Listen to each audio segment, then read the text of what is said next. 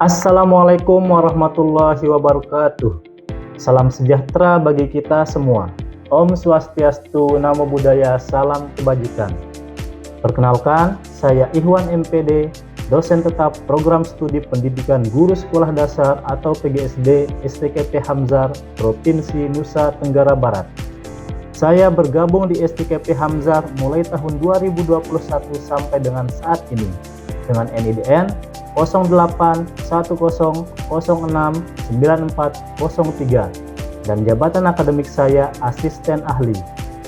Selain melaksanakan tugas sebagai dosen, saya juga mengemban amanah sebagai sekretaris Lembaga Penjaminan Mutu atau LPM STKIP Hamzar. Pada kesempatan kali ini, saya akan menyampaikan pernyataan diri dosen dalam unjuk kerja Tridharma Perguruan Tinggi atau disingkat dengan PDD UKT PT dalam rangka memenuhi syarat sertifikasi dosen tahun 2026. Pada video ini, saya akan menyampaikan salah satu tugas Tridharma Perguruan Tinggi saya sebagai dosen, khusus pada bidang pendidikan dan pengajaran. Pada kesempatan ini, saya akan menjelaskan salah satu mata kuliah yang saya ampu, yaitu mata kuliah Administrasi Sekolah Dasar. Mata kuliah Administrasi Sekolah Dasar merupakan mata kuliah yang wajib ditempuh oleh mahasiswa pendidikan guru sekolah dasar pada semester 3 dengan bobot 2 SKS. Melalui mata kuliah Administrasi Sekolah Dasar ini, mahasiswa dibekali dengan pengetahuan, pemahaman, dan keterampilan dalam mengelola administrasi pendidikan di tingkat sekolah dasar. Mata kuliah administrasi ini mencakup kajian tentang konsep dasar administrasi pendidikan, prinsip-prinsip administrasi sekolah, serta berbagai komponen administrasi sekolah dasar meliputi administrasi kurikulum, administrasi kesiswaan, administrasi kepegawaian, administrasi sarana dan prasarana, administrasi keuangan, dan hubungan masyarakat. Selanjutnya, kita akan beranjak ke capaian pembelajaran lulusan atau CPL. Adapun capaian pembelajaran lulusan pada mata kuliah Administrasi Sekolah Dasar ini adalah 1. Bertakwa kepada Tuhan Yang Maha Esa dan mampu menunjukkan sikap religius, taat hukum, dan disiplin dalam kehidupan bermasyarakat dan bernegara.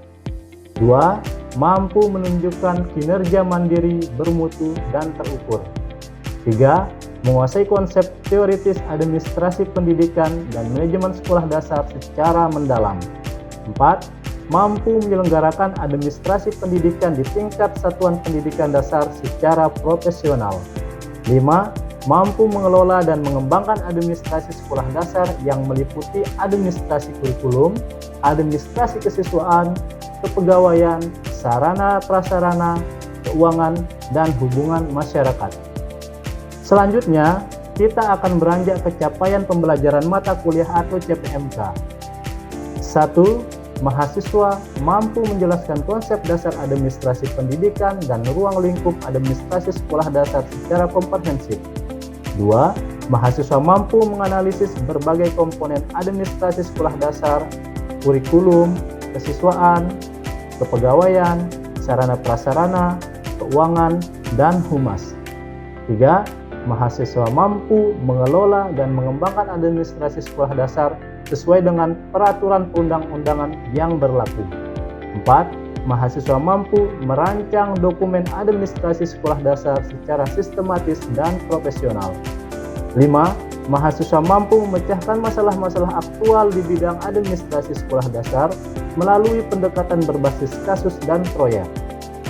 Selanjutnya, kita akan beranjak ke sub capaian pembelajaran mata kuliah atau sub CPMK. Yang pertama, mahasiswa mampu menjelaskan pengertian, tujuan, fungsi, dan ruang lingkup administrasi pendidikan. 2. Mahasiswa mampu mengidentifikasi dan menjelaskan prinsip-prinsip administrasi sekolah dasar. 3. Mahasiswa mampu menganalisis administrasi kurikulum di sekolah dasar. 4. Mahasiswa mampu menganalisis administrasi kesiswaan di sekolah dasar. 5. Mahasiswa mampu menganalisis administrasi kepegawaian di sekolah dasar. 6. Mahasiswa mampu menganalisis administrasi sarana dan prasarana di sekolah dasar. 7.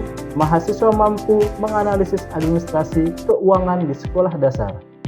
8. Mahasiswa mampu menganalisis administrasi hubungan masyarakat di sekolah dasar. 9. Mahasiswa mampu merancang dokumen administrasi sekolah dasar seperti rencana kerja sekolah, RKAS, buku induk, dan lain sebagainya. 10. Mahasiswa mampu mengimplementasikan sistem administrasi sekolah berbasis teknologi. 11. Mahasiswa mampu memecahkan kasus-kasus aktual dalam administrasi sekolah dasar melalui case method. 12. Mahasiswa mampu menganalisis proyek pengembangan administrasi sekolah dasar melalui PJBL. Adapun teknik yang saya gunakan pada perkuliahan ini yaitu teknik DIA, yaitu Delivery, Interaction, and Assessment. Kemudian, metode perkuliahan yang saya gunakan pada perkuliahan ini yaitu ceramah, diskusi, presentasi, tanya jawab, dan praktik. Sistem penilaian yang saya gunakan pada perkuliahan administrasi sekolah dasar ini yaitu 1. Partisipasi dan keaktifan berbobot 10%, tugas kelompok 20%, praktik 20%, ujian tengah semester atau UTS 25%, ujian akhir semester atau UAS 25%. Untuk lebih jelasnya, mari kita saksikan video pembelajaran yang saya lakukan berikut ini.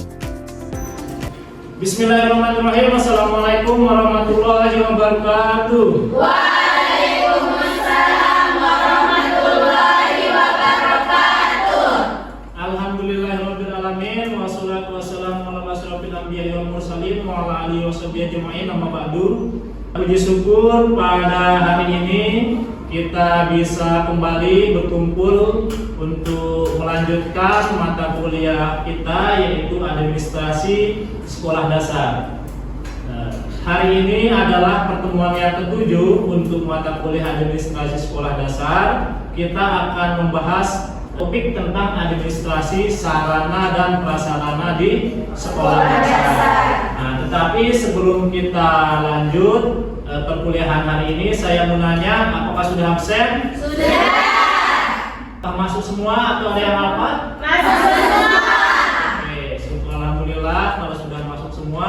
Tapi sebelum kita memulai perkuliahan, alangkah lebih baiknya kita memulai perkuliahan pada hari ini dengan terlebih dahulu bersama-sama berdoa. Ya, silahkan ketua kelas pimpin doa untuk kita sama-sama berdoa. Berdoa mulai.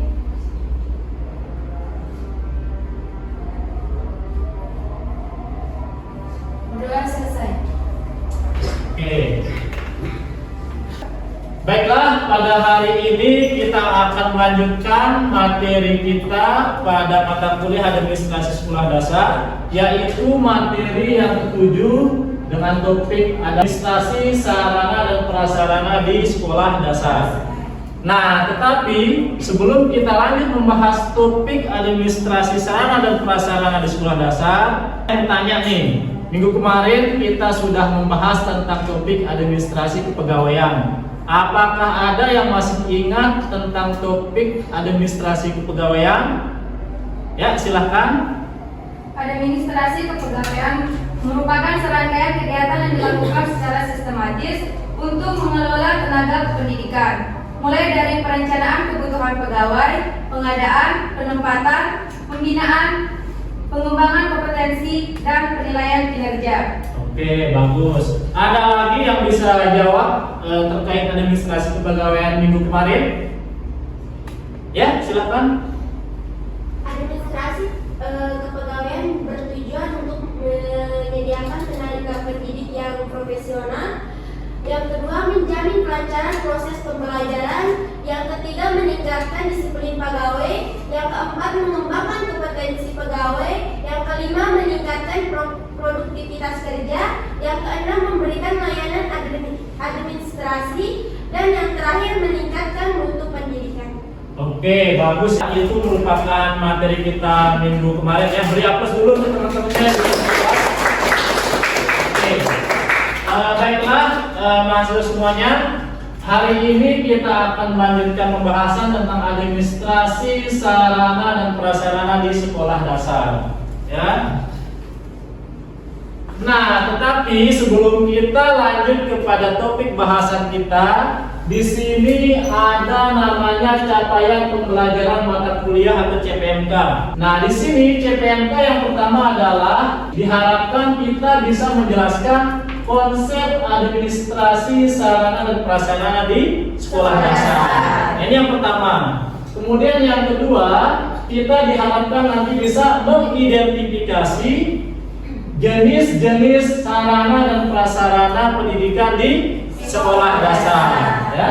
Kemudian yang ketiga, kita diharapkan nanti bisa menganalisis proses administrasi sarana dan prasarana mulai dari perencanaan hingga penghapusan. Kemudian yang keempat adalah kita nanti diharapkan bisa menyusun dokumen administrasi sarana dan prasarana di sekolah dasar. Kemudian yang terakhir adalah kita bisa mengevaluasi sarana dan prasarana yang ada di sekolah dasar. Kita lanjut ke materi yang pertama atau sub materi yang pertama.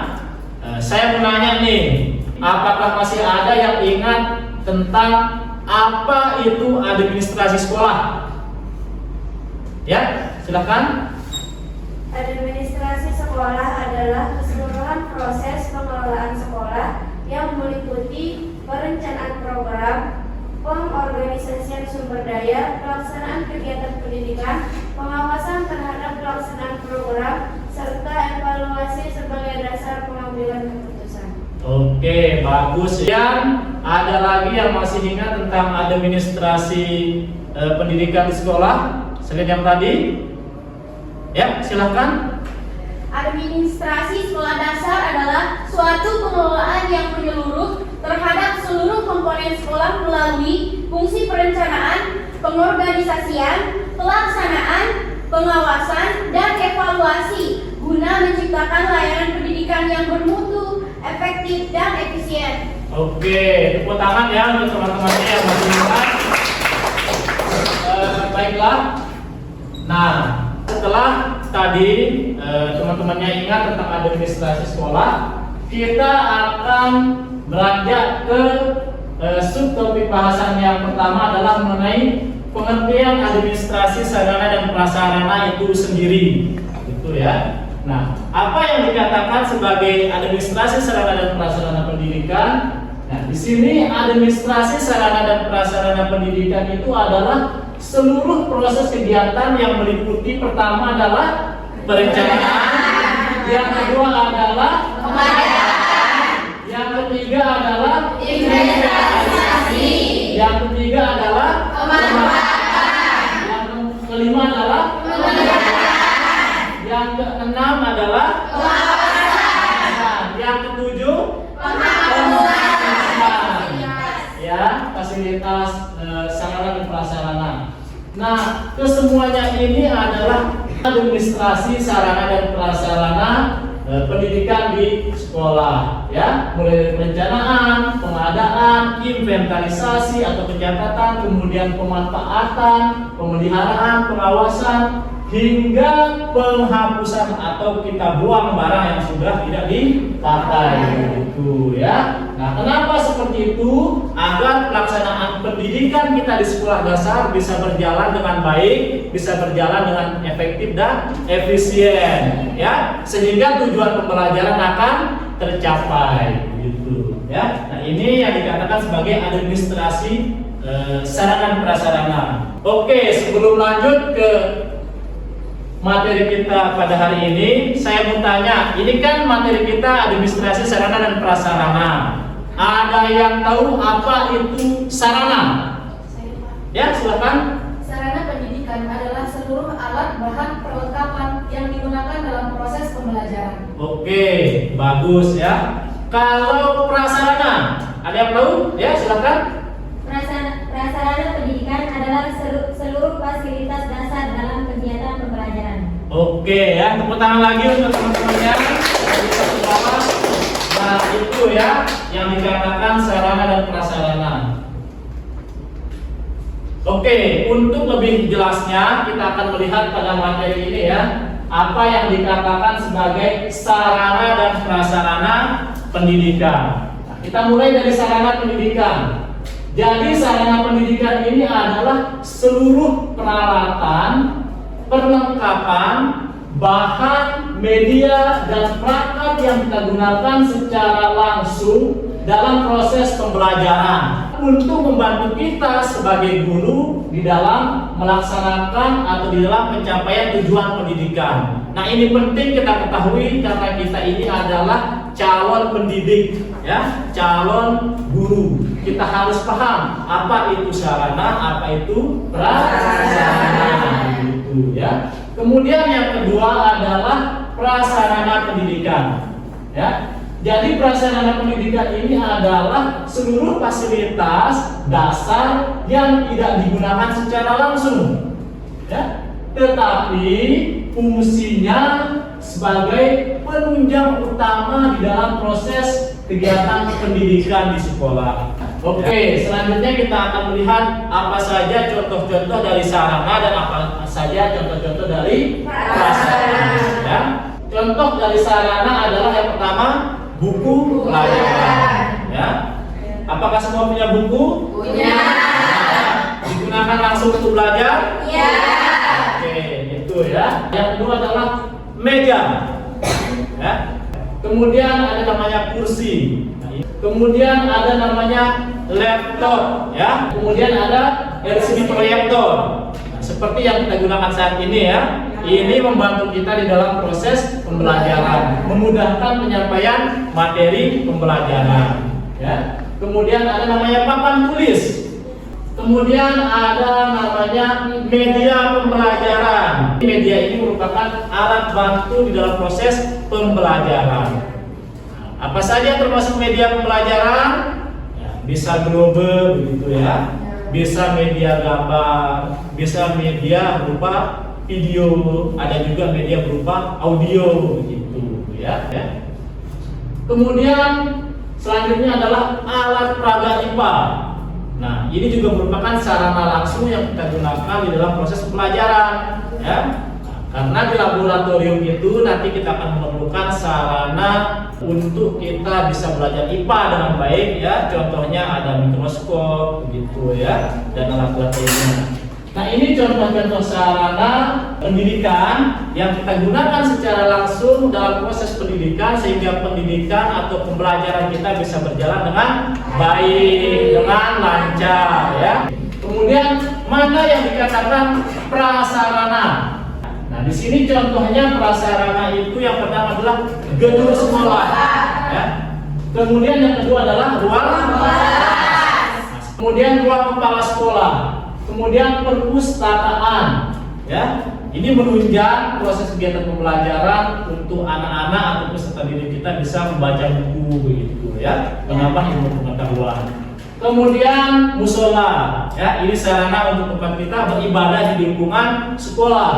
Kemudian ada lapangan olahraga, ya, ini penunjang di dalam kita melakukan kegiatan pembelajaran seperti kegiatan pembelajaran jasmani begitu, ya. Kemudian ada toilet, kemudian kantin dan jalan menuju ke sekolah. Ini juga tidak kalah penting begitu, ya. Oke, selanjutnya kita beranjak ke tujuan administrasi sarana dan prasarana. Nah, di sini administrasi prasarana ini memiliki 7 tujuan, ya. Yang pertama itu adalah menjamin ketersediaan fasilitas pendidikan. Jadi apa yang dibutuhkan, apa yang kita perlukan di dalam kegiatan pembelajaran bisa kita adakan begitu ya di dalam proses perencanaan. Misalnya kita sebagai guru ya ketika mengajar di sekolah kita memerlukan proyektor LCD untuk sebagai media pembelajaran ya. Nah, nanti kita bisa adakan melalui perencanaan begitu ya, kemudian pengadaan. Kemudian meningkatkan efektivitas penggunaan fasilitas di sekolah. Ketika sarana prasarana kita ada, ya, cukup di sekolah tentu akan membuat efektivitas pembelajaran itu meningkat. Contohnya apa? Misalnya di semua ruang kelas kita memiliki kecukupan meja, kursi, tentu proses pembelajaran yang kita laksanakan akan berjalan dengan baik. Nah, sebaliknya kalau di suatu sekolah sarana dan prasarananya kurang, misalnya di suatu kelas bangkunya kurang, ya, kemudian medianya kurang, apakah bisa berjalan dengan baik proses pembelajaran apa tidak? Tentu tidak, ya. Kemudian menghindari pemborosan anggaran. Seperti yang kita ketahui di sekolah adalah anggarannya terbatas, begitu ya. Nah, jadi anggaran yang terbatas ini bisa kita kelola dengan baik dengan mengetahui apa yang menjadi kebutuhan utama kita di sekolah, begitu ya. Apakah kita sangat membutuhkan LCD proyektor, apakah kita sangat membutuhkan meja, apakah lampu kita harus kita ganti, begitu ya. Kemudian memperpanjang usia pakai fasilitas. Kemudian mendukung tercapainya tujuan pembelajaran, sudah jelas. Dengan adanya sarana prasarana yang memadai di suatu lembaga pendidikan atau sekolah, ya tentu pembelajaran akan berjalan dengan lancar, efektif dan efisien, sehingga tujuan pembelajaran kita dapat dicapai. Dan yang ketujuh adalah memberikan pelayanan pendidikan yang bermutu. Oke, kemudian di sini kita masuk kepada ruang lingkup administrasi sarana dan prasarana. Ya, di sini mulai dari perencanaan, pengadaan, inventarisasi, pemanfaatan, kemudian pemeliharaan dan penghapusan. Ya, ini merupakan ruang lingkup dari administrasi sarana prasarana. Oke, kita mulai dari perencanaan. Ya, perencanaan ini merupakan tahap awal dalam menentukan kebutuhan fasilitas sekolah berdasarkan jumlah siswa, kurikulum, kondisi sekolah, dan kemampuan anggaran. Gitu ya. Ini namanya perencanaan. Artinya tahap awal yang kita lakukan untuk mengadakan barang yang kita butuhkan sesuai dengan skala prioritas.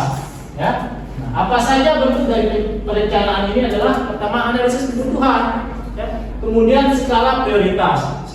Kemudian penyusunan anggaran, ya. Kemudian penyusunan proposal. Nah, ini ya setelah kita rencanakan, ya proposal ini harus ada supaya apa? Supaya itu bisa kita gunakan sebagai pengajuan untuk mendapatkan sarana prasarana baik dari pemerintah maupun dari stakeholder yang lainnya, ya. Kemudian yang selanjutnya di sini adalah pengadaan. Pengadaan ini merupakan proses penyediaan barang sesuai dengan kebutuhan, ya. Nah, pengadaan ini bisa melalui pembelian, bisa melalui hibah, bantuan pemerintah, donasi masyarakat, dan swakelola maupun kerjasama dengan pihak lain, ya. Oke, kemudian yang ketiga di sini adalah inventarisasi. Inventarisasi ini merupakan pencatatan seluruh aset sekolah dalam bentuk buku inventaris, begitu ya.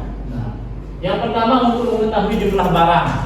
Ya, kita mencatat, artinya kita bisa mengetahui jumlah barang karena sudah kita catat semua apa yang kita punya. Ya. Kemudian mengetahui kondisi barang. Dengan adanya inventarisasi atau pencatatan ini, kita mengetahui mana yang rusak, mana yang belum rusak, atau mana yang sudah rusak berat, begitu ya, sehingga kita bisa melakukan tindakan. Kemudian mengetahui lokasi barang. Ini jelas ya, ketika kita melakukan inventarisasi, oh kita tahu komputer itu lokasinya di mana, apakah di ruang komputer atau di mana. Oh, mikroskop itu lokasinya berada di ruang lab, gitu ya. Kita bisa tahu karena ada pencatatan yang kita lakukan. Kemudian mempermudah pengawasan. Kemudian menjadi dasar penyusunan laporan aset. Nah, ini ya hasil inventarisasi kita menjadi acuan di dalam perencanaan berikutnya. Apa yang kita butuhkan, apa yang tidak kita butuhkan. Ini juga menjadi acuan ketika nanti kita ada proses akreditasi dan lain sebagainya. Ya. Nah, ini yang ketiga. Selanjutnya yang keempat adalah pemanfaatan. Ya. Nah, ini seluruh fasilitas sekolah digunakan sesuai dengan fungsi dan kebutuhan pembelajaran, ya. Nah, prinsip pemanfaatan di sini adalah tepat guna, kemudian tepat sasaran, ya, kemudian tepat waktu dan bertanggung jawab. Kemudian yang kelima adalah pemeliharaan, ya. Pemeliharaan ini bertujuan untuk menjaga kondisi fasilitas yang kita punya, ya, supaya tetap layak, supaya tetap awet kita gunakan, ya, di dalam proses pembelajaran, ya. Nah, di sini prinsip pemeliharaan ini ada dua, ya. Satu preventif, dua adalah korektif. Nah, apa itu preventif? Nah, pemeliharaan kita lakukan sebelum barang itu rusak, begitu, ya. Kemudian yang kedua adalah korektif. Kita melakukan pemeliharaan, ya, setelah terjadi kerusakan, ya. Nah, ini sudah melingkup administrasi sarana prasarana. Yang terakhir adalah penghapusan. Ya, penghapusan ini bertujuan untuk manajemen aset, ya, dan pengukuran aset yang kita gunakan, ya. Nah, tujuannya apa? Ya, ini ada tujuannya, tujuan penghapusan, ya. Penghapusan dilakukan terhadap barang yang pertama adalah rusak berat, kemudian sudah usang. Nah, kalau sudah usang atau sudah tidak layak pakai, begitu, ya, bisa kita buang, ya, atau kita taruh di gudang, gitu. Nah, kemudian selanjutnya adalah peran guru dalam administrasi sarana prasarana, ya. Nah, di sini yang pertama guru berperan sebagai mengidentifikasi kebutuhan media. Tentu kita sebagai guru yang paham apa yang kita butuhkan, begitu, ya. Itu bisa kita gunakan sebagai laporan. Kemudian menggunakan fasilitas secara bertanggung jawab. Kemudian melaporkan kerusakan fasilitas. Nah, apa yang rusak di ruang kelas kita, apa yang tidak layak pakai, itu harus kita laporkan kepada kepala sekolah, begitu, ya. Nah, itu, ya. Jadi yang terakhir adalah administrasi sarana dan prasarana ini merupakan proses pengelolaan seluruh fasilitas pendidikan yang meliputi mulai dari perencanaan, pengadaan, kemudian inventarisasi, pemanfaatan, pemeliharaan, dan sampai penghapusan. Nah, ini adalah slide yang terakhir dari materi yang kita sampaikan pada perkuliahan pada hari ini. Nah, sebelum kita akhiri perkuliahan kita pada hari ini, ya, di sini saya sudah menyiapkan tugas untuk kita kerjakan secara individu, ya, di mana tugasnya kita nanti akan melakukan analisis atau melakukan observasi ke sekolah, ya, melakukan studi kasus ke sekolah. Nah, di sini bisa dilihat materinya atau tugasnya, ya. Yang pertama, mana kita menganalisis kondisi nyata pengelolaan sarana dan prasarana di sekolah, ya. Nanti silahkan dilihat di sekolah dasar. Kemudian yang kedua, mengidentifikasi kelebihan dan kekurangan administrasi sarana dan prasarana yang ada di sekolah, ya. Silahkan nanti dilakukan observasi, dilihat, begitu, ya. Kemudian yang ketiga adalah memberikan rekomendasi perbaikan berdasarkan teori yang sudah kita pelajari, gitu, ya. Nah, ini adalah tugas individu yang akan dikerjakan oleh semua mahasiswa. Silahkan minggu depan untuk dikumpulkan, ya. Nah, oke. Sebelum kita akhiri perkuliahan pada hari ini, apakah ada yang ingin bertanya? Oke, baiklah. Kalau tidak ada, saya rasa semuanya sudah paham, ya. Karena sudah paham semua, perkuliahan pada hari ini kita cukupkan sampai di sini. Untuk lebih barokahnya pertemuan kita pada hari ini, kita akhiri pertemuan kita dengan sama-sama melafalkan hamdalah.